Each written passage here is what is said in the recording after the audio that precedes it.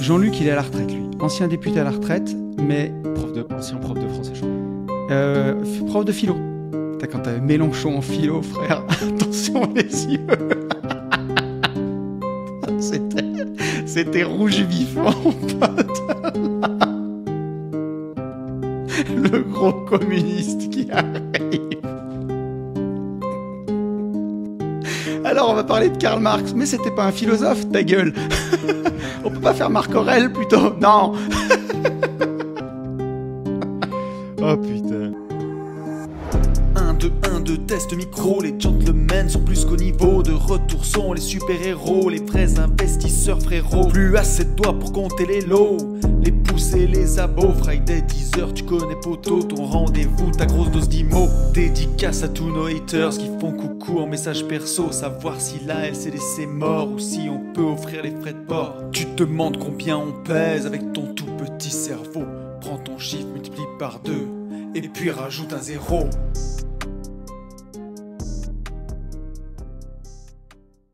Salut à tous et bienvenue sur ce nouveau podcast des Gentlemen Investisseurs. Je suis Tony. Je suis Yann. Et il est 7h08 du matin. 7h du matin, à la fraîche. Ça faisait longtemps, poulet. 7h du matin. Ah oui, mais ça se compte en années.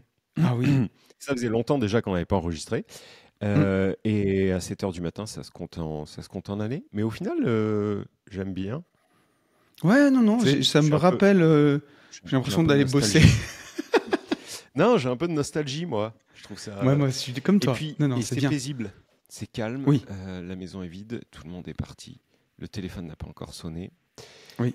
J'ai eu, par contre, quelques petits mails ce matin. Mais non, mais c'est cool. Moi, ça me va bien là, le matin. Mais on a une folle journée aujourd'hui. Ah oui, pour ça. complètement. Là, on est à distance. On mange ensemble. En physique, à midi. Et puis tu vas repartir dans l'autre sens. Bref. Oui, c'est ça. Puis en fait, on a avancé ce podcast parce que j'ai une grosse réunion pour mes bureaux. Parce que dans 1 semaine et demie, Ben part vendre un appartement à Tulum. Donc, il part 1 semaine au Mexique. Et moi, je pars avec toi 1 semaine au surf. Donc, la société va rester toute seule, tu vois, orpheline. Et on a des beaux bureaux à avancer. Donc, on a une grosse réunion maître d'œuvre ce matin. Il faut. Donc, voilà. Bon, et le marchand, ça va ? Écoute, le marchand, ça va bien en ce moment. Ouais. Ça va même mieux que, j'ai envie de te dire mieux que, pas mieux que jamais, mais mieux que il y a des années et des années. En ce moment, je triche un peu parce que je vais dire que j'ai 6 OP en cours, mais au moment où sort ce podcast, j'en aurais vendu 1 et je serai en passe de vendre la 2e, donc j'en ai 4 en cours en ce moment. Je me marre tout seul par rapport à quand tu as commencé par dire en fait je vais dire que j'ai 6 OP, mais en fait c'est pas vraiment ça. Ça m'a fait penser à encore une fois tout ce contexte Instagram vendeur de fils de pute et je te raconte de la merde et ça m'a fait penser au post, à la réaction du post ce matin.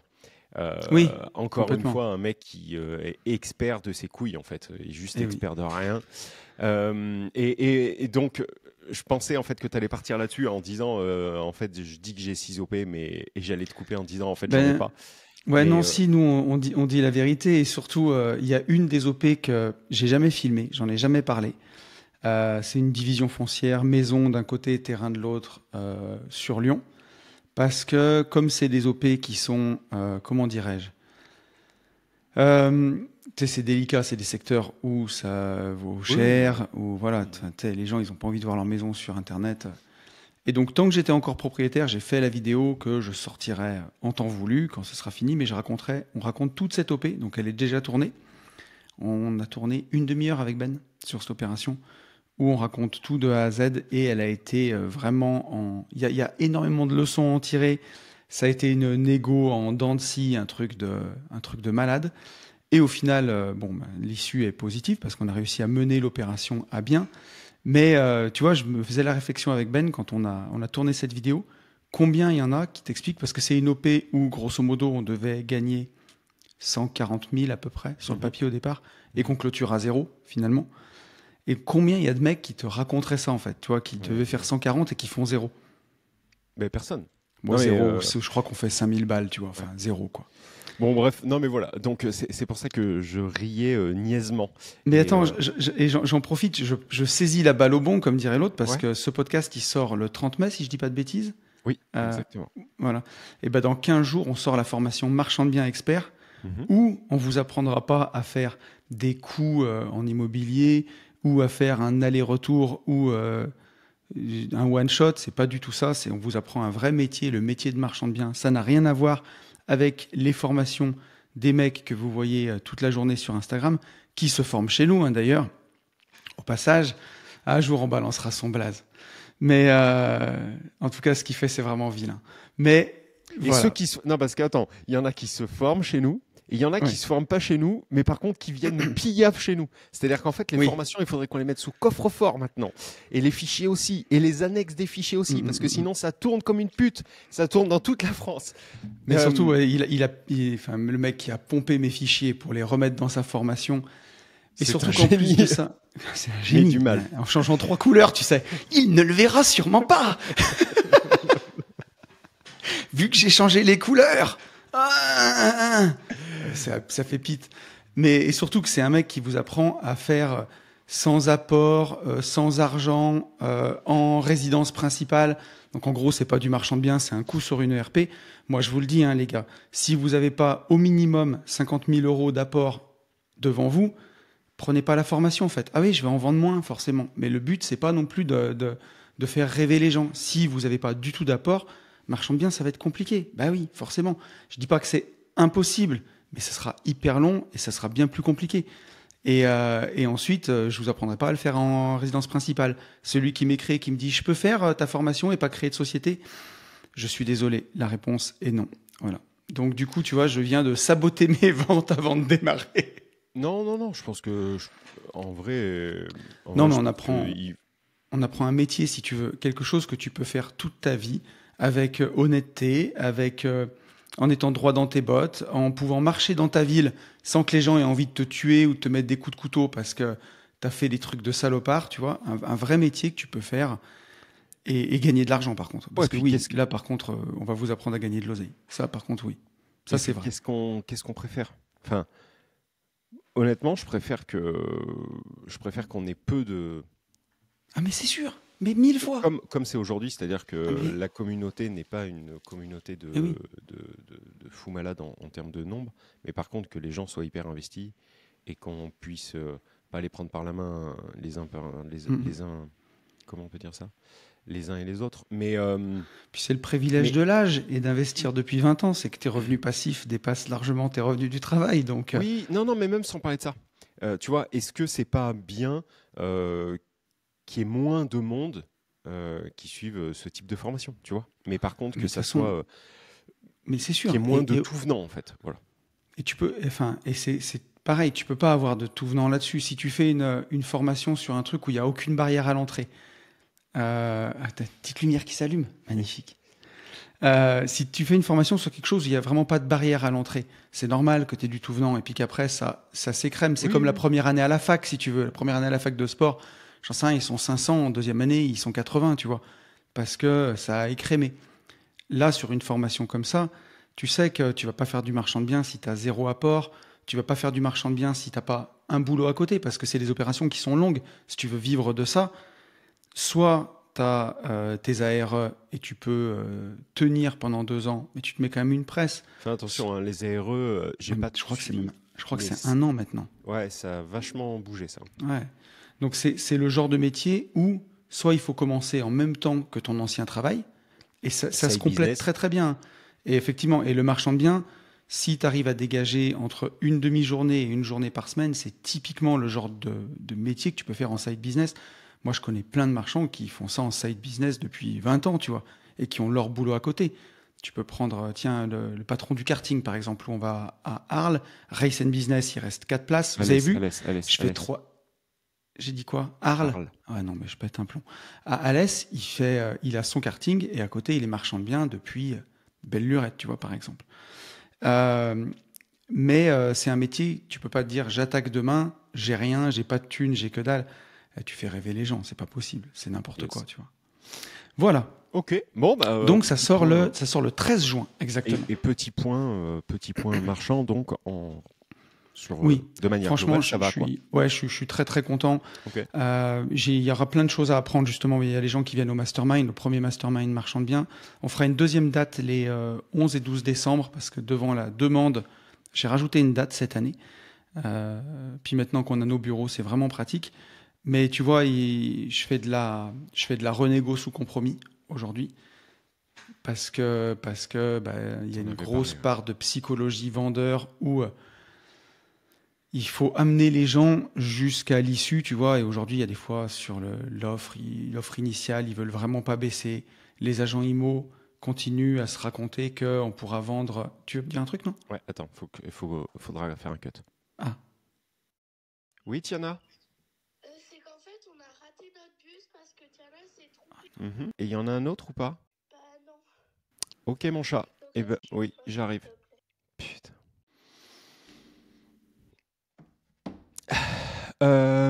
Je reviens? Bah oui. Là, je vais la chercher au bus à 1 km. Je l'amène au collège et je reviens. Eh ben oui, il n'y a plus de bus. Hey!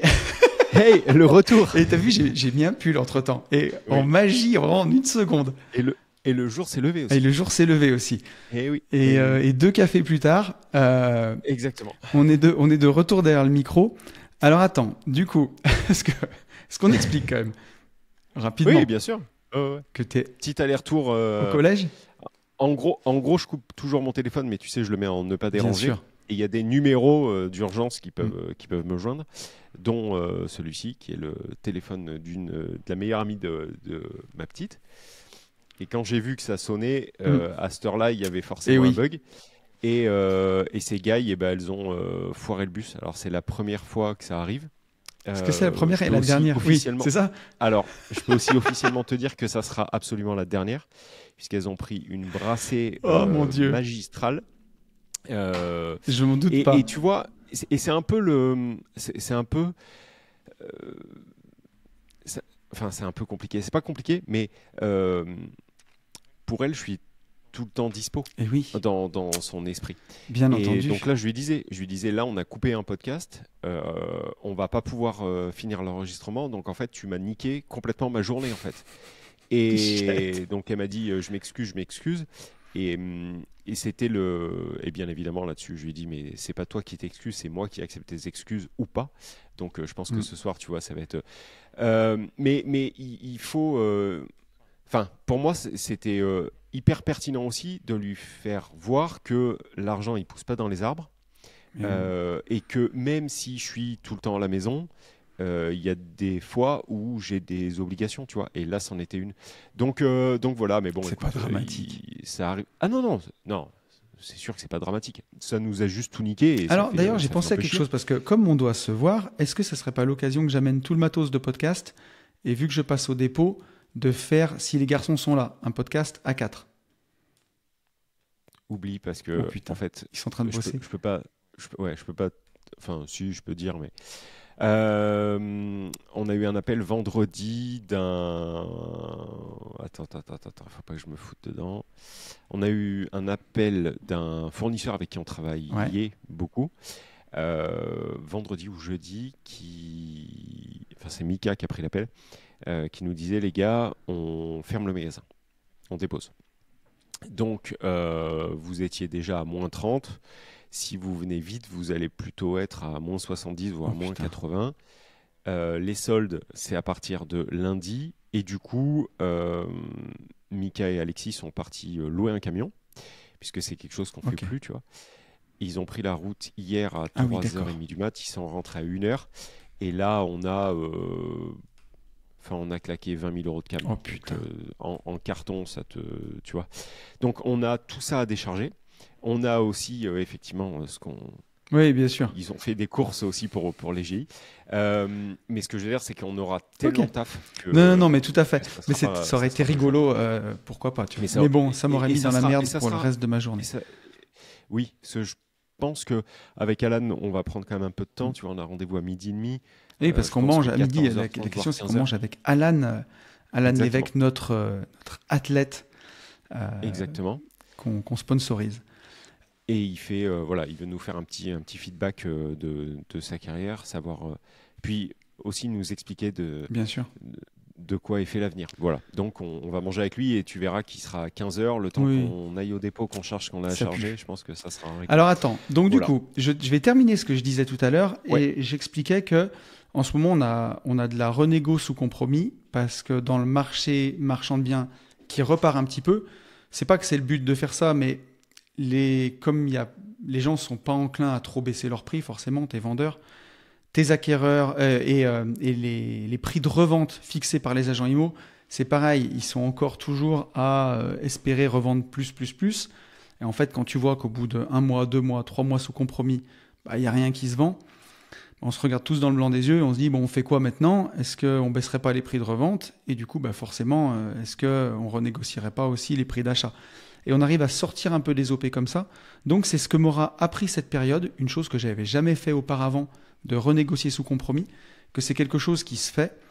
Ce qui n'est pas correct, je trouve, à mon sens, c'est de le faire, parce que je connaissais des marchands de biens qui le faisaient systématiquement, même dans des marchés haussiers, c'est-à-dire, tu as prévu de revendre un terrain à 70 000 euros, ils partent tous à 80 000, et tu retournes juste pour la beauté du sport, mettre une pilule à ton vendeur. Moi, j'aime pas trop, je trouve... Je comprends. Enfin, si tout le monde a gagné son beurre... Oui. J'aime pas trop. J'aime pas trop. C'est dans mon éthique, je le ferai pas du tout. C'est C'est ça. pas En du fait, tout ça. Là, c'est un problème d'éthique, en fait. Exactement, c'est un problème d'éthique personnelle. Par contre, dans des OP où vraiment, tu avais prévu de faire, je sais pas moi, 50 000 euros de marge, tu avais 5 lots et au final, tu te rends compte que tu baisses chaque lot de 10 000 euros et il n'y a plus de marge avec les offres que tu as, de retourner voir tout le monde en disant, voilà, qu'est-ce qu'on fait? Est-ce qu'on abandonne là ou est-ce qu'on se remet tous autour de la table et puis chacun fait un effort? Nous, on fera jamais 50 000 euros de marge, c'est sûr. Mais l'agent IMO, est-ce que tu veux pas regarder tes coms? Et le vendeur, est-ce que vous voulez pas regarder votre prix? Sachant que c'est le marché qui a décidé. Donc, même s'il passe avec quelqu'un d'autre, il vendra pas mieux que ça. Et au final, tu te rends compte que les gens sont bien plus enclins à se mettre autour de la table et à discuter, à faire avancer quand même un dossier que de pas y aller, quoi. Okay. Donc c'est un des sujets qu'on abordera avec toutes les subtilités de cette chose-là au mastermind. Tu vois. Ouais, parce qu'au final, c'est un nouveau skill, quoi. Ah mais c'est sûr. Que tu utilisais peu. Moi, je m'étais toujours interdit de le faire. Et en fait, tu te rends compte que si tu le fais dans les conditions dont j'ai parlé au départ de marché haussier, c'est un truc de pute quand même, enfin entre guillemets, à mon sens. On bipera peut-être le gros mot. Et ce que, tu sais, je pense toujours aux gens qui sont dans la voiture. Remarque, toi, ça te pose moins de problème. Ouais. Je plaisante.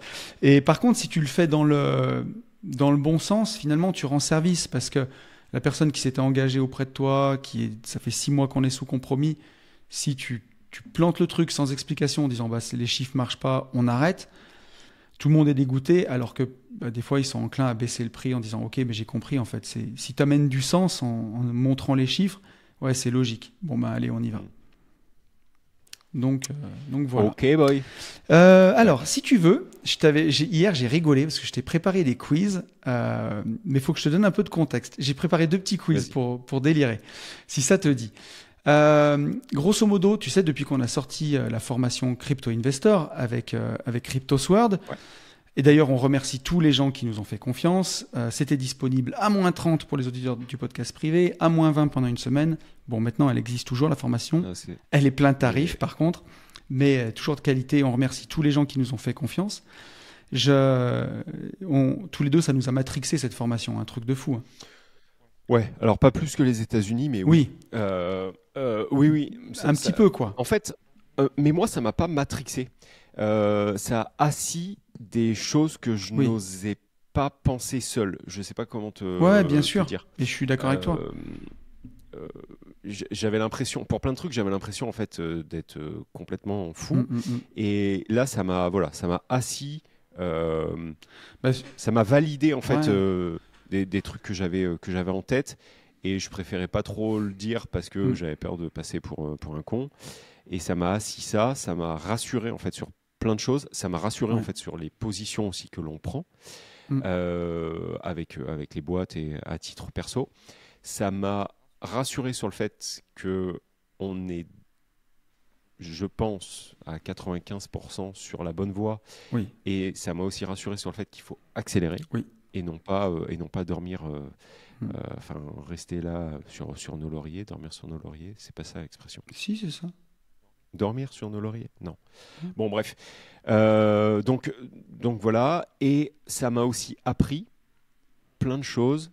Enfin, plein de choses. Si, ça m'a quand même appris plein de choses sur la sécurité. Oui, Voilà. non, mais c'est sûr.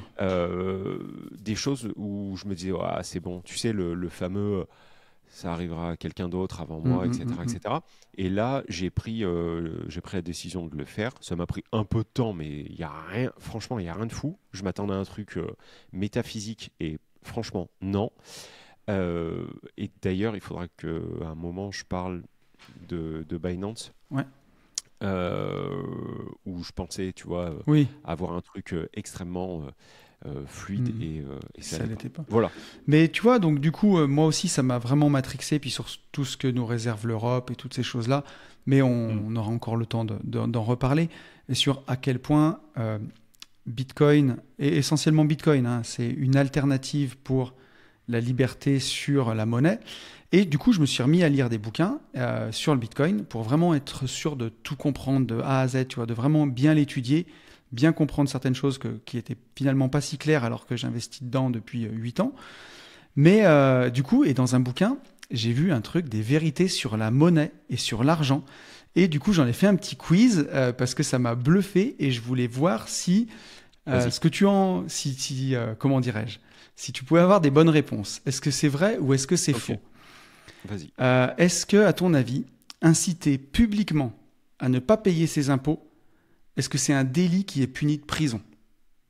Non, je pense pas. T'es sûr? Ouais. Eh ben si, c'est vrai. Si, ah ouais. Si tu incites publiquement à ne pas payer ses impôts, c'est puni de prison. C'est l'article 1747 du Code général des impôts. Il précise que toute personne incitant le public à refuser ou à retarder le paiement de l'impôt peut être condamnée à 6 mois d'emprisonnement et 7 500 € d'amende. Je pensais que c'était condamnable, mais pas de prison, quoi, en fait. Donc, appelé à la désobéissance, on n'arrête pas le progrès. La désobéissance fiscale, même sur les réseaux, tu vois, c'est juridiquement, tu peux prendre un tir. Et ça, tu vois. Non, mais attends. Alors ça, j'en étais persuadé. Ouais. Par contre, que ça soit pénalement, comment on appelle ça? Répréhensible. Non, que ça soit répréhensible, je oui. m'en doutais. Mais par Pas contre, qu'on puisse pas aller en tôle pour ça, quand même. Ouais, voilà. Ni en sursis, mais pourquoi pas, hein. Mais c'est ouf. Et toujours plus. Ouais, toujours plus, comme tu dis. Et dans le bouquin, ils expliquent ça, justement, que ça fait partie de l'espèce de contrat social que tu as, où bah, tu payes tes impôts et tu la fermes, en fait. T'as pas d'aura de regard là-dessus. C'est le seul endroit où on peut dire, bah, l'année prochaine, c'est 10% de plus. Et en fait, t'as juste à fermer ta gueule. Et c'est une sorte de... Alors, normalement, il y a une contrepartie en face. Nous, on le voit que la contrepartie, elle est de moins en moins vraie. Grosso modo, tu payes le prix du Georges V pour dormir au Formule 1, tu vois. Et t'as rien le droit de dire. Et c'est même, si jamais un jour tu dis, bah, je vous invite à retarder le paiement de l'impôt à tout le monde, je suis pas en train de le dire, je vais pas aller en prison. Mais si les gens s'organisaient pour dire ça, en disant, bah non, il y a trop d'augmentation, en fait, on payera pas tant que vous aurez pas revu votre copie, c'est passible d'amende et d'emprisonnement. Donc voilà. À ton avis, est-ce que mettre en circulation une monnaie alternative, c'est interdit? Tu crées une monnaie alternative et tu décides de la mettre en circulation. Alors, une monnaie fiat, je pense que c'est interdit. Ouais, c'est vrai. Par contre, le BTC en est une. Alors, comment ils ont passé? Alors, si tu veux, ils sont passés sous les radars. Ben justement, je pense que donc ils nous disent que c'est l'article 442.4 du Code pénal où tu peux pas créer ta propre monnaie pour remplacer l'euro, même une monnaie locale, sans passer par un cadre légal strict. Et il y a certaines petites monnaies qui ont été créées, tu vois, localement, la monnaie de Lyon, des trucs, mais c'est seulement sous certaines conditions et ça peut pas remplacer l'euro. Et je pense que le fait que Bitcoin ait pu être créé, c'est parce qu'elle est décentralisée et parce qu'en fait, tu peux juste pas l'arrêter. Tu vas mettre qui en prison? Ouais, c'est ça. Mais cependant, ça semble quand même logique. Mais Là, ça pour le semble- coup, oui, tu oui, vois, je là, trouve ça qu'il y a- semble logique. il y a plus de logique que sur la première question. Parce que sinon, tout le monde fait absolument ce qu'il veut. Tu vois, moi, je me mets à te payer en Bulgusgu, tu vois, que j'ai créé avant-hier. Enfin, ça veut. Là, pour le coup, je trouve qu'il y a une vraie logique. Non, non, c'est logique. Par contre, Et alors, attends, si tu crées cette monnaie, oui. est-ce que alors, on peut t'accuser, machin. Est-ce que tu peux partir en tôle? Alors attends, j'ai pas Je sais vu, pas. j'ai pas vu les punitions si tu fais ça. Parce que là, à la limite, tu vois, je le comprendrais mieux aussi, quoi. Oui. Mais bon. Alors, est-ce que ça te paraîtrait logique qu'en France, il existe une contribution exceptionnelle sur les hauts revenus? Euh, On sort un peu du truc, mais ça m'avait fait rire. Alors, tout dépend de ce qu'on appelle haut revenu. Est-ce que ça me paraît très logique? En fait, c'est déjà un peu le cas. Tu vois ce que je veux dire? Il y a déjà une contribution, puisque Mais- aujourd'hui, nous, notre impôt, il est progressif. Alors, mais Donc, encore au-dessus, parce que tu sais, la dernière tranche, non, ça elle me est à paraîtrait pas logique. 45%, Non, mais ça me qu'on te paraît pas remette logique. un petit tir au-dessus. Non, ça me semblerait Et pas pourtant, c'est vrai. logique. Ah ouais? Depuis 2011, il existe en France une contribution exceptionnelle sur les hauts revenus. Elle s'applique à partir de 250 000 euros de revenus fiscal de référence pour une personne seule et 500 000 euros pour un couple. Donc, si tu as la chance de bien travailler en France et d'être imposé à 45% quand tu prends 250 000, on te met un petit taux en plus de 3%. C'est la pépite. Et si tu gagnes au-dessus de 500 000, c'est 4%. Après, c'est pas plafonné. Mais donc, dès que tu gagnes plus de 500 000 euros par an, Je pensais il pas. faut déjà peser, hein, mais on te ramasse 49%. Ça veut dire qu'à partir du 2 juillet, non même pas, à partir du 30 juin, tu travailles plus pour toi. Je pensais pas. Mm. Non, vraiment, je pensais pas. Ok. Donc, Ok. donc voilà. Une autre qui est rigolote. Est-ce qu'à ton avis, en France, il y a déjà eu un impôt sur les pianos?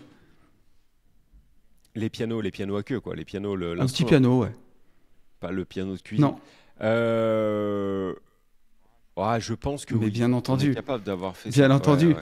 Euh, Oui, parce que c'était signe d'extrême richesse. Exactement. Et dis-toi que Ouais. le marxisme, chez nous, tu vois, il date quand même de vieux. Attends, il est né quand, Marx? Attends, laisse-moi regarder, parce que je pense que... Attends, Oh, putain. attends. Et là, on parle Déjà. d'un truc, ça. Ah, il est né en 1818, donc le marxisme était déjà de bonne heure, parce que ce truc date de 1893.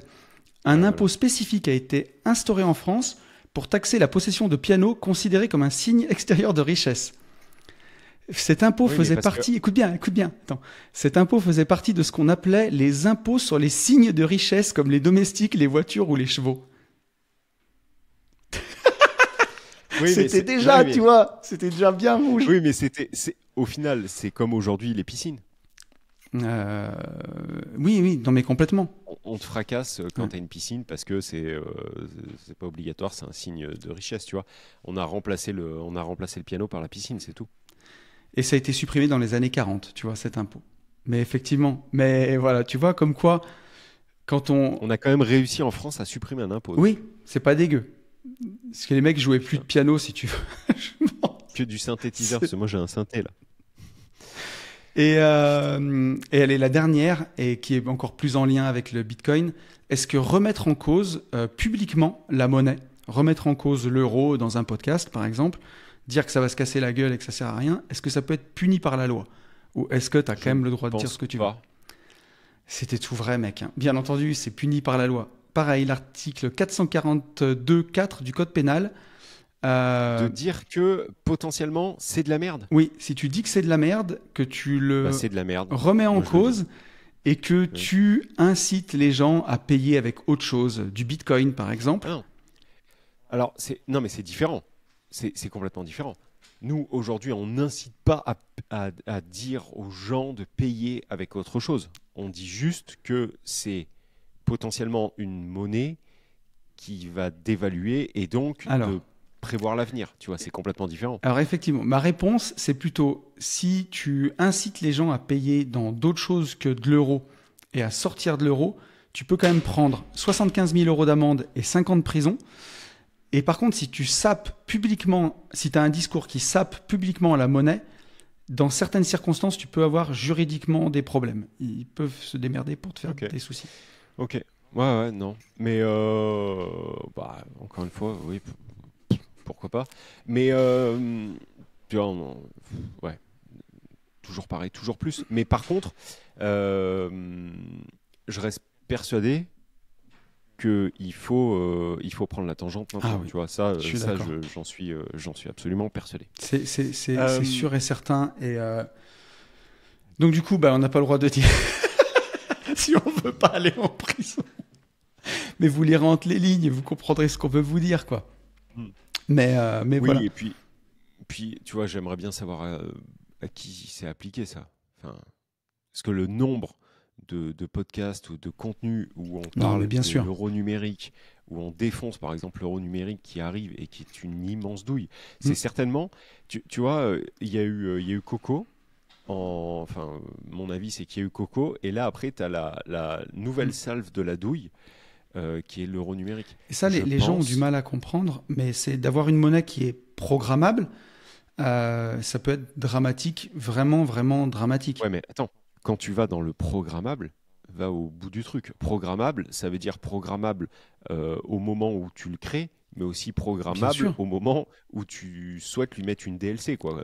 En gros, vous allez avoir Mhm. du fric, les enfants, ça sera un yaourt. Au bout d'un moment, il y aura une DLC. Si Non, par exemple, non, dans le pire des cas, non, il faut pas qu'on dise de conneries. Il y en a assez qui des le LUO, font pour nous. Ouais, voilà. En fait, t'auras Hmm. dans le pire qui pourrait être mis en place, c'est une DLC, donc une fin de vie à votre euro numérique. C'est pas, pour l'instant, c'est fake news parce que c'est pas du tout ce qui a mais été effectivement, annoncé. si demain on part dans le délire de t'expliquer que prendre l'avion plus d'une fois par an, c'est un crime, ou tout ce que tu veux, on pourra potentiellement, c'est quelque chose qui pourrait se faire, que dans tes euros, tu puisses dépenser ce que tu veux, mais qui soit programmé pour ne pas acheter des billets d'avion, par exemple. Ouais. Des choses comme ça. Et restreindre, encore une fois, tes libertés. Et c'est pas comme si on n'avait pas eu un test grandeur nature de restreignement de liberté un jour. C'est ça. Et puis, moi, le seul truc qui me fait un peu. Alors, le truc qui me fait croire à ce que tu dis, mais pas forcément pour les avions, mais aussi pour la nourriture, tu vois. Le trop de viande, c'est que depuis, je dirais, 7 ans, on nous parle énormément, tu sais, d'un passeport par Français permettant de mesurer l'empreinte carbone de chaque Français, tu vois. Et je pense que cet euro numérique pourrait venir en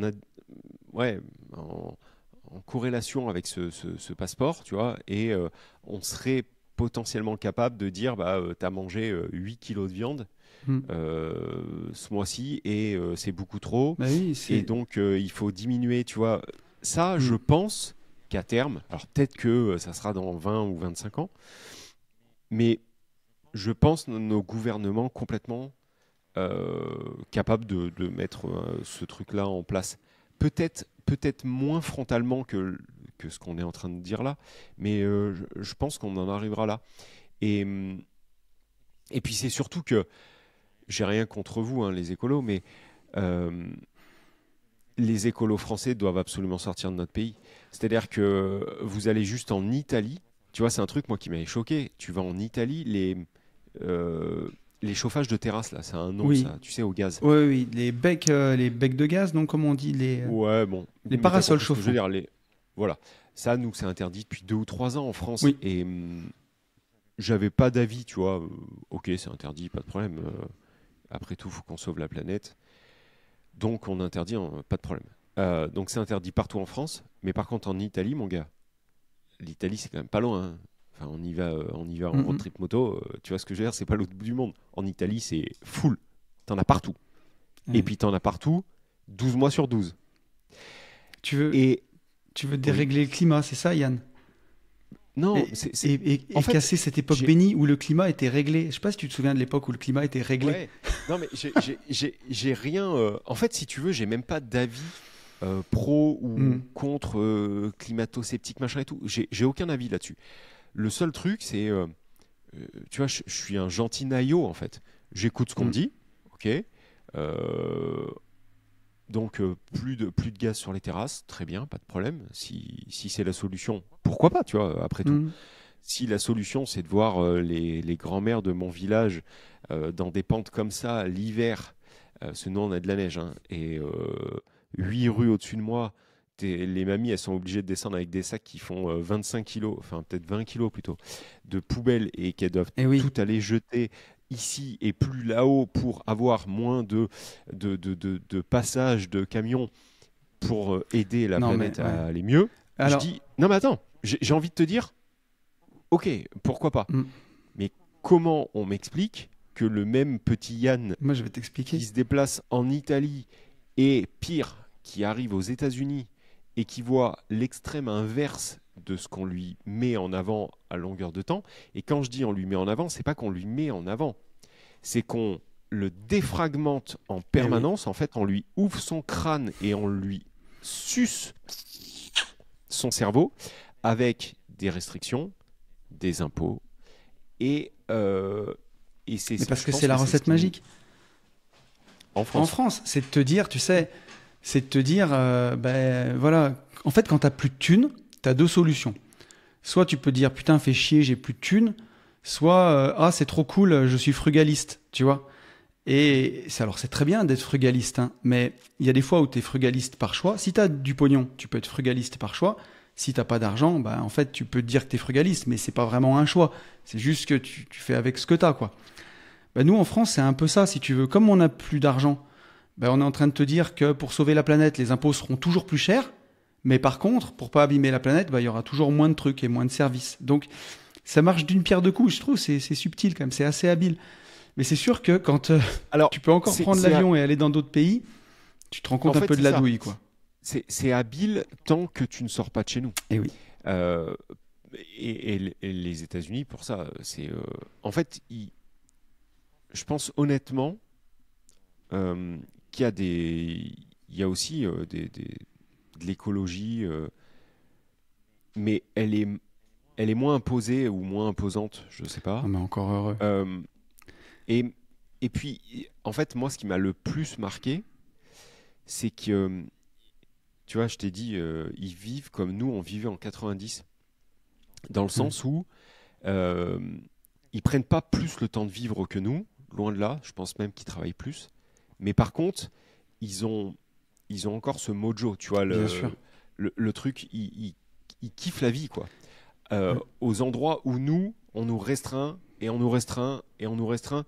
On est allé faire une rando dimanche, tu vois, une belle rando et tout. Bon, elle était trop bien. Ça a duré 4 heures. Mais comment, en fait, on pourrait niquer un dimanche familial ? En prenant une amende sur un parking. Oh non. Donc, en fait, au milieu du parc des volcans d'Auvergne, au milieu de nulle part, mon gars, mais vraiment au milieu de nulle part. Et t'arrives sur un parking, hein, pas, on n'était pas garé n'importe où. Hein. Mais en fait, c'était un parking payant, et je savais pas qu'il était payant. C'est pas un c'est un eurodateur nouvelle génération, écolo, bobo, mes couilles. Donc en fait, il faut que tu ailles à 1 km. C'est n'importe quoi. Bref, on est revenu. On a pris une amende. Mais vu que tu es dans les parcs des volcans, c'est 38 €. Nul. Donc, non mais oui. Et il y a 2 voitures, tu vois, on était seul tout. Donc, ce truc de tout le temps, en permanence, restreindre en fait ta joie de vivre. Je sais même pas comment l'expliquer. Ton expérience de vie, tu vois. Tu pars un dimanche, marcher, tranquille, et on arrive encore à venir te péter les couilles. Alors, effectivement, tu as des gens qui vont me dire, mais oui, mais Yann, mais c'est ta faute, il fallait juste payer. Effectivement, il fallait juste payer. En fait, il fallait juste que je paye donc mon électricité parce que je roule dans une voiture de Teslaman, parce qu'on nous pousse au cul à le faire et parce qu'on a un avantage fiscal à le faire. Donc, on le fait. Donc, il fallait que je paye mon électricité pour aller marcher en forêt, peu importe, pour aller marcher en rando, puis que quand j'arrive, je repaye le droit de stationner à un endroit complètement vide au milieu de rien, pour après reprendre ma voiture et payer... Du coup, en fait, une randonnée se transforme soit en raquette sociale, soit en activité comme tirer au parc Astérix et tu vas payer en fait 40 balles pour aller marcher. Ça a plus de sens. Tu vois, ça a plus de sens. Et donc, quand on me dit, ouais, mais du coup, tu fais de la moto dans les chemins.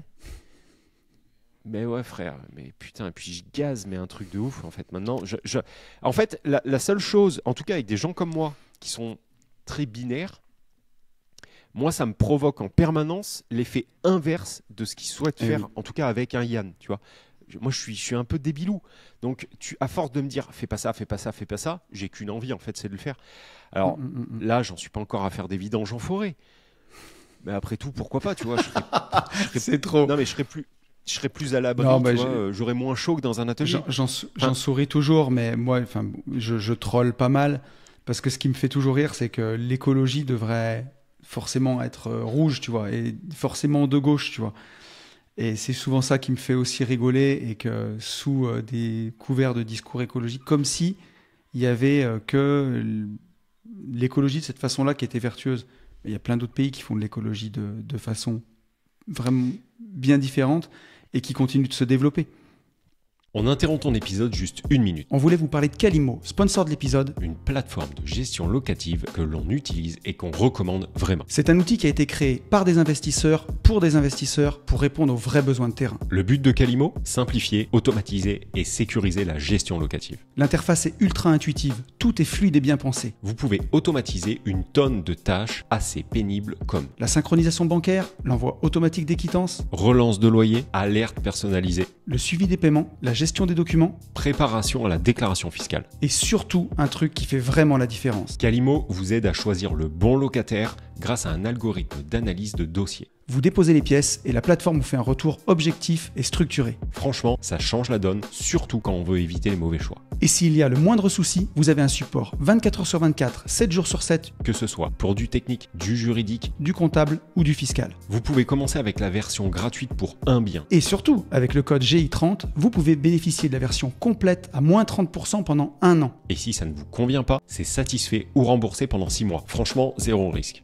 C'est un outil qui vous fait gagner du temps et qui vous simplifie clairement la vie. Franchement, testez-le, vous verrez la différence. Allez, c'est parti pour l'épisode. Et je vais te dire un autre truc. C'est ridicule en fait. Ce que je vais te dire est ridicule, mais par contre, ce qui n'est pas ridicule, c'est que ça m'est autant plu et percuté. On a pris un café, je te l'ai dit, avec un auditeur qu'on peut saluer, Jean. On prend un café à Central Park. C'est immense, Central Park. Je ne pensais pas que c'était aussi grand. C'est vraiment, vraiment immense. C'est-à-dire qu'il faut peut-être 4 heures à pied pour faire le tour, et encore, je ne suis pas sûr. Ouais. C'est vraiment immense. C'est un green de golf. T'as l'impression en fait qu'ils payent des gens pour couper au ciseau, tu vois. VS, l'endroit où je vis, où on nous a fait une dépêche là, qu'on nous a mis dans les boîtes aux lettres, en disant que pour l'écologie, sur les trottoirs ou dans le parc qui est à 20 mètres de chez moi, il y a toute une partie du parc, il y a une moitié du parc en fait où on ne coupe plus rien. Donc en fait, on se retrouve avec des herbes hautes, tu veux. Tu vois, c'est ça, c'est exactement ce dont je te parlais. Soit tu peux dire, écoutez, désolé, en fait, on a cramé vos impôts dans de la merde, on n'a plus de thunes. Soit, par écologie, en fait, on tombe plus. Voilà. Mais attends, sauf que moi, je suis quand même à la campagne. Enfin, on commence à l'avoir la douille, quoi. Donc, quand tu as des trucs d'1 mètre, enfin des herbes d'1 mètre dans un parc, qu'est-ce qui se passe? Là, il commence à faire un peu chaud. Ah oui, des incendies. Non, on a des vipères. Ah oui, des vipères, oui. Alors tu Donc parles là, en fait, tu parles l'ambroisie, tu parles plein de choses. Voilà. Mais là, après, c'est génial. Là, c'est un vrai retour à la nature. C'est-à-dire qu'avec ma Tesla, je sors, je vois des vipères passer, quoi. C'est abusé. Non, mais c'est du délire. Et là-bas, tu as des enfants à côté de chez moi, là. J'ai une MAM. Donc, il y a peut-être 15 enfants en bas âge qui vont toute la journée, j'exagère, mais qui vont dans ce parc, tu vois. Et on va faire quoi, du coup Enfin, tu vois. Et le fait d'avoir un Central Park avec un mec qui tombe, tu sais, et puis il tombe pas à l'électrique, hein, forcément, hein, il tombe au rotophile. Je me suis dit, putain, mais quel beau pays. Ça fait tellement longtemps que j'ai pas entendu. Tu vois, ça faisait trop longtemps que j'avais pas entendu ça. Et eux, il faut que ça soit beau, il faut que ça soit propre. oui, c'est un rotophile essence. Mais par contre, en tout cas esthétiquement et dans psychologiquement, je sais pas comment t'expliquer, et bah, je me suis dit, putain, qu'est-ce que c'est beau, qu'est-ce que c'est propre, plutôt que moi, là, quand j'ouvre mes fenêtres et que je vois 1 mètre de. Enfin, tu vois, peut-être que c'est trop d'un côté, peut-être que c'est trop de l'autre et qu'il faut trouver un juste milieu, je sais pas. Mais je me dis, et c'est là que je m'étais dit, mais en fait, c'est vraiment la France qu'on avait en 90, quoi. Alors, on faisait pas tout bien en 90, c'est pas ce que je dis. Mais en tout cas, cette pression permanente que l'on nous impose, ils ne l'ont pas, ça je peux vous le garantir. Ils en ont certainement une autre, ils ont moins d'aide, etc., etc. Mais par contre, celle-là, ils ne l'ont pas. Et tu sais que, pareil, il y a des métiers, nous, qu'on a complètement, même pas externalisés, qu'on a abolis, quoi. On a viré des métiers que eux ont gardés. Et là, c'est pareil, tu te dis, en France, il y a plus d'argent, le système économique tourne à l'envers. Juste ça, en fait, je ne comprends pas qu'on n'ait pas des politiques qui se disent putain, mais oui, à force de virer les caissières de tous les. Alors là, c'est pas que les politiques, tu me diras, c'est aussi les boîtes privées, mais à force de virer plein d'emplois. Mais les boîtes privées les virent, pourquoi, poulet? Parce qu'on paye trop de charges et parce que ça vaut une blindée. Voilà. Mais c'est l'effet inverse en fait que ça produit. Je vais te dire un truc tout con. À New York, je parle vraiment de New York Centre. Il y en a des homeless, là, des sans-abri, des SDF. Il y en a, mais il y en a beaucoup moins qu'à Paris, tu vois. Et les sans-abri là-bas trient les déchets. C'est-à-dire que, tu sais, ils mettent tout dans des mêmes poubelles. Ouais.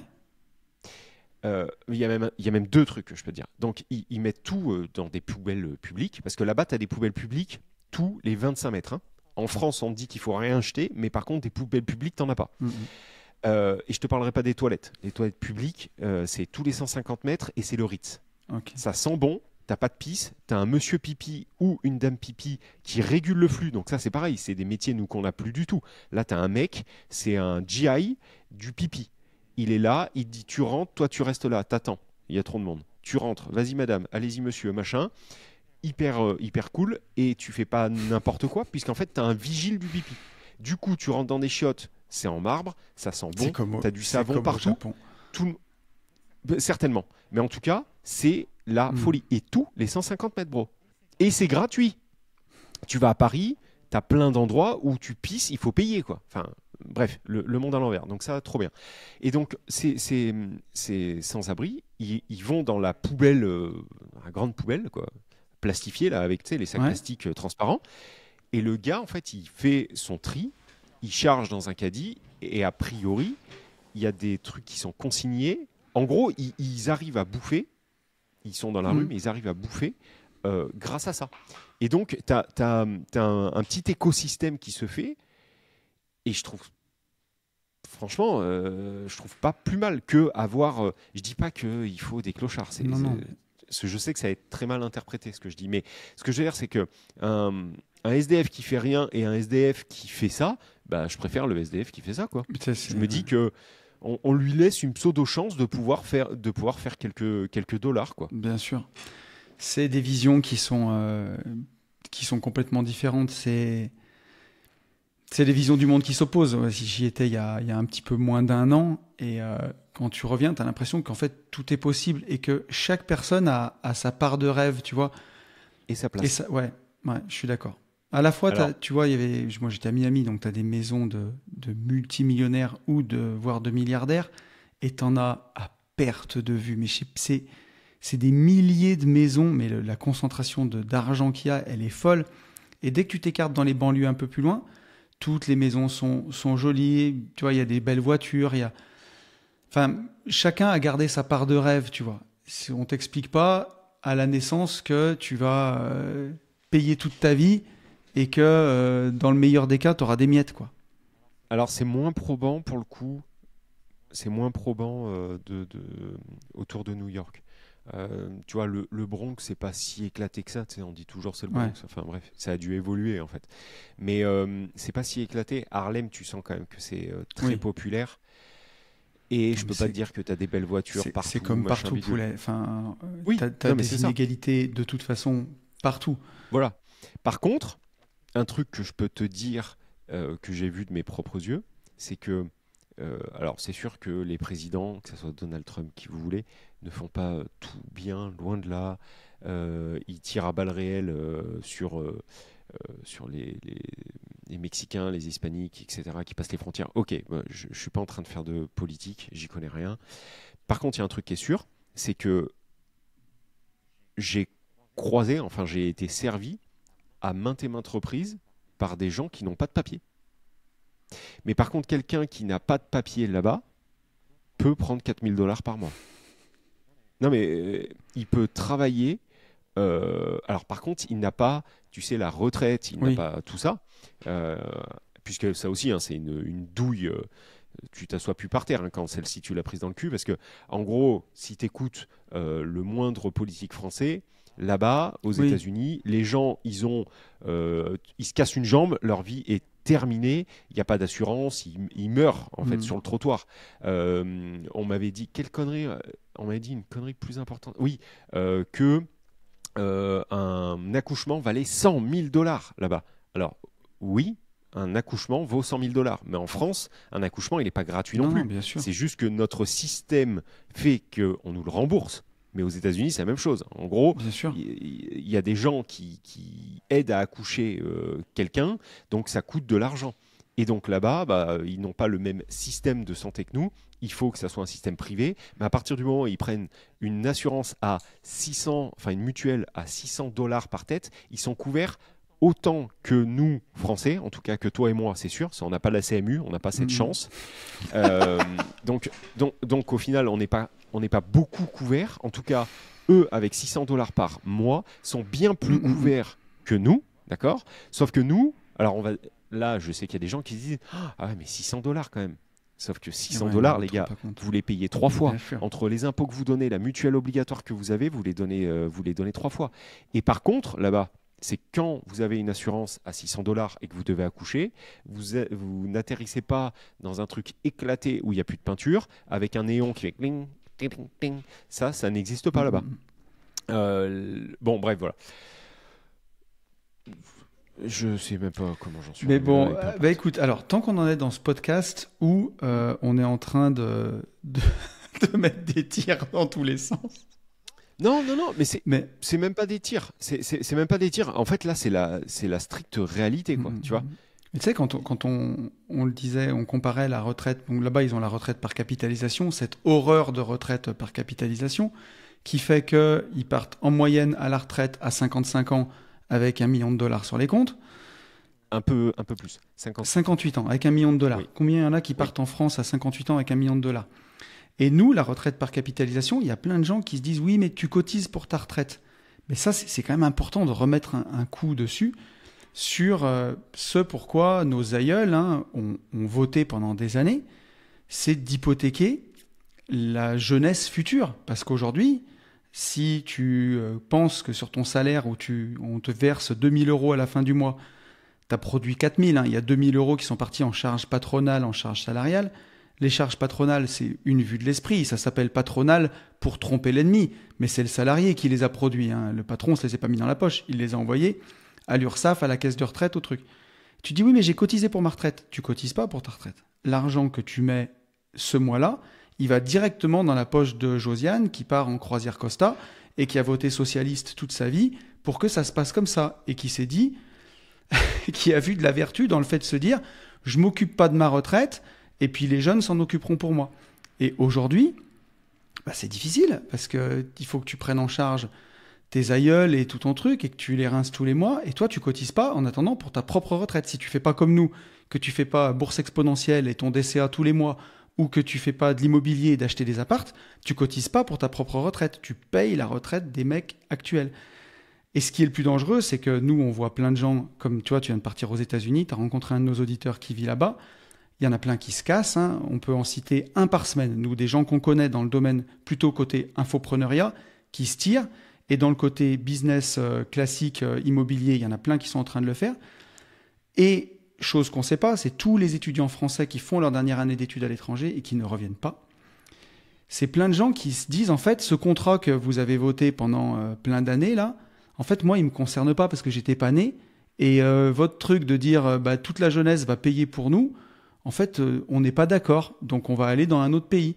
Ou faire comme on fait nous, c'est-à-dire faire entrepreneur, te verser le salaire le plus misérable au monde à 800 balles par mois, et de l'autre côté, réinvestir sur tes sociétés. Les secrets du Lombard, tu connais, et t'arrêtes de voter, enfin en tout cas de participer à ce grand cirque. S'il y a de plus en plus de gens qui font ça, le système il s'effondrera de lui-même. Donc voilà, tant qu'on était là-dedans, c'est sûr que cette maudite retraite par capitalisation abominable, finalement, elle n'est pas si abominable que ça. Mais tu sais que ça va même plus loin. Je t'en ai parlé, mais brièvement. Ça va même plus loin. Moi, je ne comprenais pas, avant d'aller aux États-Unis, je ne comprenais pas pourquoi les Américains étaient aussi patriotes, autant patriotes. Ouais. Tu vois, c'est un truc, c'est ouf que les Américains soient autant patriotes que ça. Mais en fait, là, j'ai eu la réponse, et tu viens d'en parler. Leur système de retraite par capitalisation, fonctionne. Si l'Amérique fonctionne. Voilà, fonctionne sur les avoirs et sur l'exponentiel des États-Unis. Ouais. Donc, chaque Américain a pour objectif que l'Amérique tourne de plus en plus fort. Et c'est ça qui les rend forcément hyper patriotes. C'est-à-dire qu'ils ont un intérêt.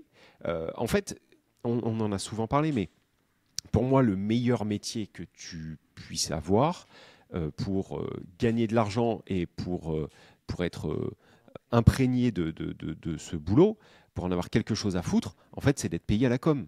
C'est d'être VRP ou commercial. À partir du moment où on dit si tu vends, tu seras bien payé, si tu fais rien, tu crèves, si tu veux, tu n'as pas d'autre choix que de bouger.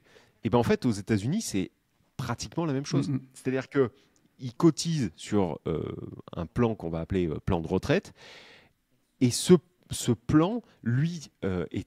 Alors en plus, il est abondé, bien évidemment. Nous, on nous dit qu'on a le meilleur système de retraite. Vous inquiétez pas. Dans les autres pays, ça fonctionne pas mal. Donc, il est abondé. Mais en plus, il est mis en DCA, entre guillemets, tout au long de leur carrière. Et biberonné au pas S&P 500, mais quelque chose de similaire, avec bien sûr les intérêts composés. Je peux vous assurer que là-bas, le moindre schminx, l'intérêt composé, il sait ce que c'est. Hein. Tu vois, nous, en fait, on n'a tellement pas cette culture financière, sûr, parce qu'on se repose tellement sur... Comme l'État est ta daronne, en fait, et te nourrit, voilà. Tu n'as rien à foutre d'où tombe l'argent. C'est ça. Donc eux ont un intérêt, un réel intérêt à ce que les États-Unis fonctionnent. Et c'est ça qui les rend extrêmement patriotes. Et c'est flagrant, enfin c'est fou.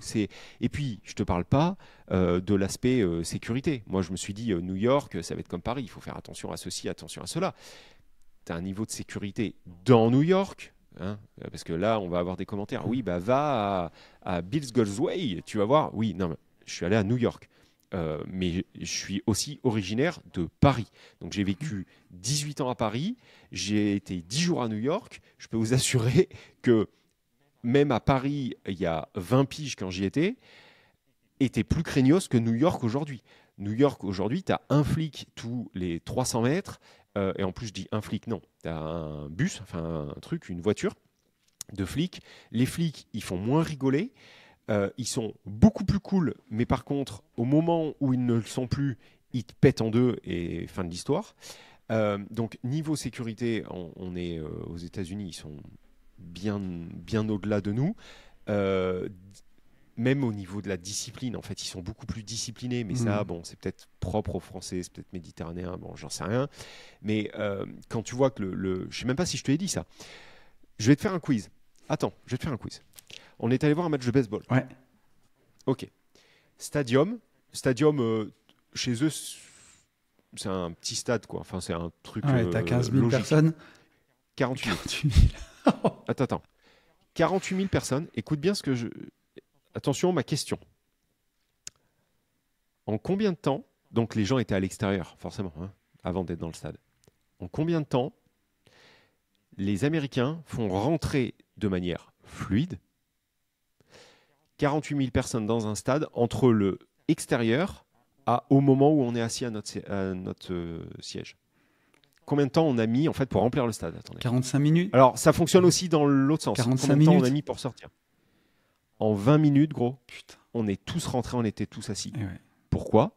Parce que, 1, ils sont un peu plus disciplinés que nous, c'est sûr. 2, ils mettent les moyens. C'est-à-dire que là-bas, tu sais, on a tous fait le concert où tu as un gorille avec une lampe torche comme ça, là, à la bouche, qui dit ouvre ton sac. Ok, c'est bon, il n'y a rien. Ouais, non, il y avait juste une bombe, frère. En fait, c'est juste que, voilà, tu sais, avec écrit sécurité, Maxès, bidule, les mecs, ils sont plus gros que n'importe qui, ils peuvent pas courir, mais tout va bien. Enfin bon, bref. Je vois. Là-bas, moi j'avais un sac à dos, j'étais le seul à avoir un sac à dos. T'as alors déjà, en fait, ils sont hyper bien organisés dans le sens où, en France, nous, on a un effet entonnoir dans tous les stades. Tu te rappelles du bordel que ça avait été pour la Ligue des Champions ou je sais plus quoi. Donc il y a un effet entonnoir. Là-bas, ils sont juste logiques, c'est-à-dire que pour que ça rentre vite, il faut que ça soit fluide. Pour que ça soit fluide, on va faire des fils. Et ces fils, on va les faire comme à Euro Disney. C'est-à-dire qu'en fait, tu as des serpentins, du coup les gens avancent en permanence. Et les gens qui ont des sacs, à la fin de la file, tu as une autre file et tu passes dans un scanner, frère. Tu passes entier avec ton sac, tu n'as pas besoin d'enlever ton manteau, machin, bidule. Non, tu passes complet avec un truc, tu rentres dans un scanner. Tu passes, tu as un monsieur qui est au bout qui te dit oui, non, oui, non, oui, non, oui, non, oui, non. Bah, voilà. Après, bien évidemment, tu as un mec qui regarde ton billet, c'est deuxième droite. Tu sais, c'est pas deuxième droite, attends, je sais plus. Non, c'est deuxième droite.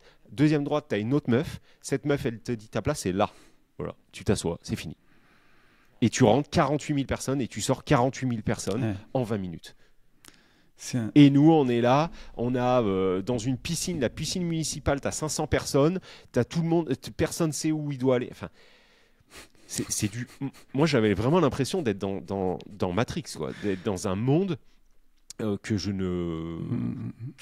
découvrais, quoi. Je me suis dit, putain, mais c'est aussi simple que ça. Et puis, c'est ça le truc, c'est que ça paraît excessivement simple. Ouais, bien sûr. Alors, je pense qu'il y a des gros budgets, mais ça paraît très simple. Bon, bref, voilà, on ne devait pas du tout parler de tout ça. Bon, est-ce que pendant qu'on a bien chié sur la France, tu veux que je te fasse mon deuxième quiz? Oui, tu peux, mais je trouve pas qu'on est chié sur la France. Non, je plaisante. Non, en plus, c'est pas ce que je veux dire. Là, c'est même pas une. En fait, je suis revenu, j'étais dégoûté d'être revenu, c'est la vérité. Mais par contre, ce que j'arrive pas à comprendre, c'est qu'on voit que ça fonctionne juste à côté. Tu vois, c'est comme nous, on a eu sur toute notre carrière, on a accompagné des jeunes, des très jeunes, on les a accompagnés très très près. Tu vois, on les avait sous nos ailes. Et en fait, plutôt que dupliquer, elles ont décidé de faire l'inverse complet et avec d'autres personnes. Mais pourquoi? Parce que je pense qu'on n'a pas encore touché le fond et qu'il faut que les gens comprennent, tu vois, comme quand on explique la retraite, quand on explique plein de choses. Et peut-être qu'à un moment, ils comprendront que c'est trop, qu'on les spoil, qu'on les spolie et qu'il y a un moment où il faudra que ça s'arrête, mais il faudra peut-être toucher le fond pour aller jusque-là. Et je te propose justement mon deuxième quiz. Parce que j'ai vu un réel qui m'a choqué d'une de nos députées européennes en montrant combien elle prenait tous les mois. Quelqu'un qui t'explique qu'il faut taxer les riches. Et je me suis dit, mais attends, mais combien ils prennent exactement, ces gens? Et donc, j'ai trouvé 5 figures de la LFI et tu dois me les classer. Je les connais pas. Je vais te les donner, mais de celui qui prend le moins à celui qui prend le plus.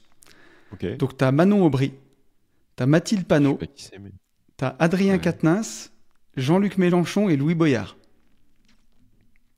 Okay. Tu vois pas qui c'est tous? Boyard, je vois. Mélenchon, je vois. Les autres, je vois pas. Quatennens, tu sais, c'est le rouquin qui s'est fait attraper parce qu'il a frappé sa meuf. Vois. Ok. Manon Aubry, c'est une petite brune, les cheveux frisés. Je vois pas. Mais ok. Et Mathilde Panot, on n'a dit pas le physique. Donc. Alors Alors, Boyard, j'aimerais dire que c'est celui qui prend le moins. Alors, t'as raison, c'est celui qui prend le moins. Louis Boyard, il est député. Et combien il prend, Louis Boyard, à ton avis? Il voulait être maire de Villeneuve-Saint-Georges, mec. Villeneuve-Saint-Georges, ville de MC Solar. Ah oui. Et je prenais le RER là-bas. Je crois que c'était Maison-Alfort, la ville de MC Solar. Alors, c'est vraiment très proche. Et t'as un hôpital, il est né à Villeneuve-Saint-Georges. Okay.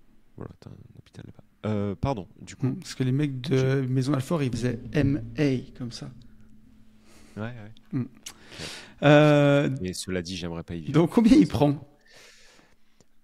Ah, c'est le moins payé. Par mois? C'est celui qui est le plus par mois, je dirais dans la Hesse. 3 000 € peut-être. 7 493. Eh oui. Voilà. Ok. Mais il prend moins que le deuxième. Ah non, remarque, il prend... en fait, non, il prend presque autant. Mais okay. Le plus, c'est Mélenchon. Non, c'est pas Mélenchon. Alors, le deuxième qui prend le moins, c'est Adrien Quatennens. Il est député, mais il est suspendu. Vu les scandales qu'il a eu. Mais par contre, il est suspendu. Il y a un seul truc qui n'est pas suspendu, c'est sa paye, gros. Il est payé quand même. Ouais. Et lui, il prend 7 239.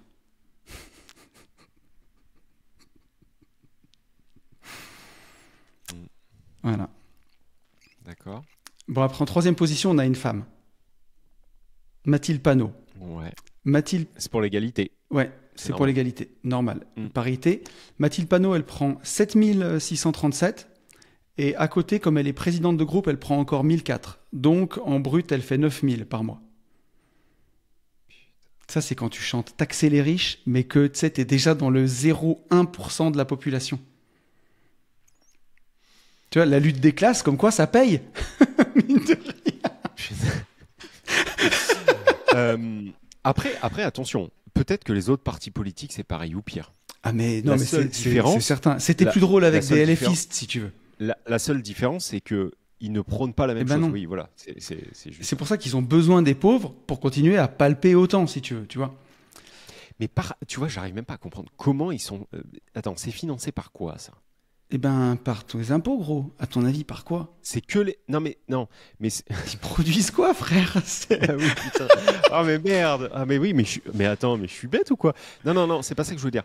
Est-ce que ce salaire exorbitant, est-ce que en fait, j'aimerais. Non, mais attends, t'es pas prêt, t'as pas vu la suite. J'aimerais que tu me dises que c'est une association de montants dont une partie de leur parti.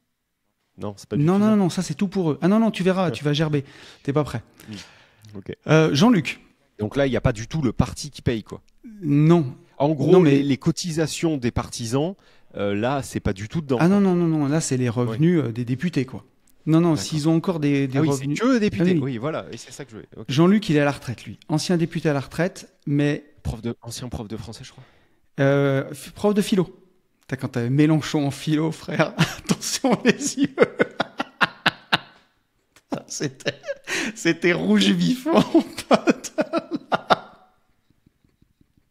Le gros communiste qui arrive. Alors, on va parler de Karl Marx. Mais c'était pas un philosophe, ta gueule. On peut pas faire Marc Aurèle, plutôt? Non. Oh putain. Ok, alors vas-y. Alors Jean-Luc, il était député national. Donc là, si tu veux, il a fait ça avec un combo député européen et triple combo retraite de prof de philo. Donc là, il prend 10 500 par mois. Ben, ça me paraît pas si ouf. Non. Attends, non mais comme quoi il est vraiment mauvais. Parce que si un mec juste député prend 7 500 et que lui a un triple combo... Alors après, à Street Fighter, tu l'enculé parce que rappelle-toi un triple combo. Mais là, c'est sans bosser. Street Fighter. Ouais, mais c'est en faisant un triple combo. Ah oui, ouais, oui, c'est pas dégueu. Après, c'est des retraites, mais il est pas mal quand même. 10 500, on est bien, quoi. Ah non, monsieur, attends. Franchement, ça va, quoi. Pour même pas aller chez le dentiste. Après, il était fan des entrecôtes, tu sais, maturées à 300 balles le kilo à Paris. Ouais. Mais en même temps, il peut ralasse avec 10 500, il est bien, quoi. Arrêtez. Et ça, 10 500, c'est pas une retraite du privé. Je connais des chefs d'entreprise qui ont été chefs d'entreprise pendant 40 ans, ils en ont pas le tiers en retraite. Ouais, mais même des cadres sup, Ah oui, oui. de grosses boîtes. Ouais. Donc voilà. Non, c'est bien. Mais la la boss du LFI Game, c'est Manon Aubry, gros. La petite Manon, elle s'est vraiment Donc avec les cheveux mis frisés, bien. Ouais. c'est ça que tu m'as dit. Ouais. On a dit pas le physique, j'aime pas, donc c'est pas bien. Non, mais mais sinon... elle est frisée, c'est pas oui, grave. oui. Mais il y aurait des comparaisons, mais elles sont pas, tu vois, c'est pas légal. D'accord, quoi. ok, non, C'est pas legit. Donc, députée européenne, indemnité parlementaire, 10 075 €. Après, elle a une indemnité journalière de présence. Donc là, elle est payée 10 000. Là, c'est son fixe. Tu vois, si elle était commerciale, c'est son fixe. Et si le matin, il lui prend l'envie d'aller au taf, elle a encore 350 balles de plus. Par jour. Par jour, gros, bien sûr, par jour. Bah oui. Juste de présence, quoi. Indemnité journalière de présence. Et t'es encore pas obligé de bosser. Faut juste être présent. Tu sais, c'est comme à l'entretien d'embauche. Quelles sont vos qualités pour le poste? Bah, t'as vu, on est là, hein.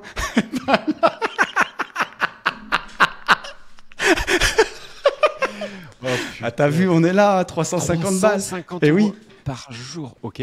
Donc voilà. Et bien sûr, à ça s'ajoute une indemnité de frais généraux qui est destinée à couvrir ses dépenses. Si elle doit s'acheter un MacBook, elle peut s'en acheter plusieurs par mois. Mais de mémoire, elle était au MMA la première année, tu sais, quand on avait parlé de vivre sur sa société. Oui, c'est ça. Et elle devait être au fond de la classe. Oui, d'accord, ok. Oui, donc oui, des frais. Ouais, Donc ok. les frais, 4 950 par mois.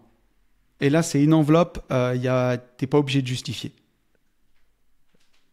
Donc c'est comme, Mais là aussi, on prend une douille phénoménale. c'est comme quand t'as ton... Parce qu'en fait, c'est un salaire Mais déguisé. oui, quoi. c'est comme quand tu sais, t'as ton panier. Moi, mes ouvriers, ils avaient un panier, ils avaient 10 € par jour. Oui. Et donc, ils se disaient, laisse tomber, je me fais ma petite bouffe et tout, elle va me coûter Bien 2 sûr. balles et ça me rajoute 200 € sur mon salaire. Et ben là, elle se fait sa petite, tu sais, elle fait son tube dedans Sa avec petite gamelle. ouais, son riz d'Inde brocoli et 4 950. Attends, et t'as fait l'addition des trois? Alors j'ai fait l'addition, donc elle prend 16 000. Plus. En moyenne, elle prend 16 000 par mois. Un petit 16. 16 000, gros. 16 000 avec tes impôts. Mais comment on laisse faire ça, putain? Mais blague à part, comment on laisse faire ça? Et à côté, elle a un budget pour ses assistants parlementaires. Donc si elle a besoin, pour qu'elle puisse avoir des assistants, elle a le droit d'avoir jusqu'à 5 assistants. Et son budget est de seulement 30 769 € par mois. Par mois, gros. Par mois. Par mois, frère. Donc là, Mais je saurais même pas comment les claquer. Manon, elle nous coûte 500 000 par an. Un demi-M. Par contre, après, elle a un travail qui est essentiel. Donc, je peux comprendre. Bon, allez. Regarde.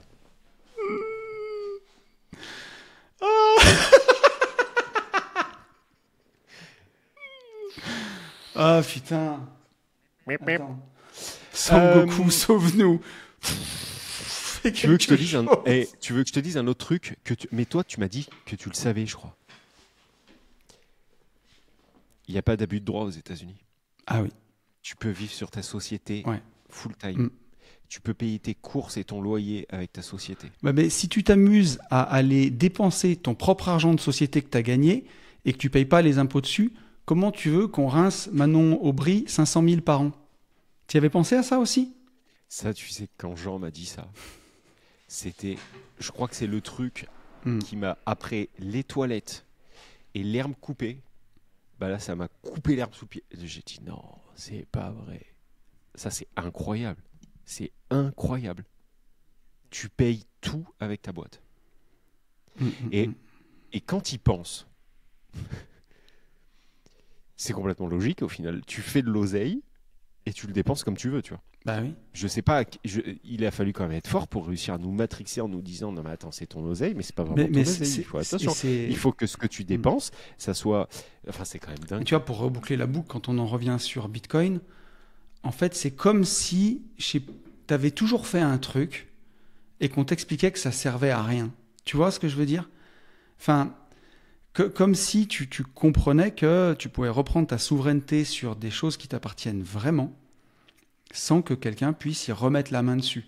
Tu vois, aujourd'hui, ta maison, le bureau dans lequel je suis, qui appartient à ma SCI, m'appartient pas vraiment. Enfin, chaque année, la taxe foncière, la CFE, et si je veux le léguer avec mes enfants, je vais encore en donner 40% du bordel. C'est pas vraiment à moi. Alors que Bitcoin, il est vraiment à toi. C'est à toi, ouais.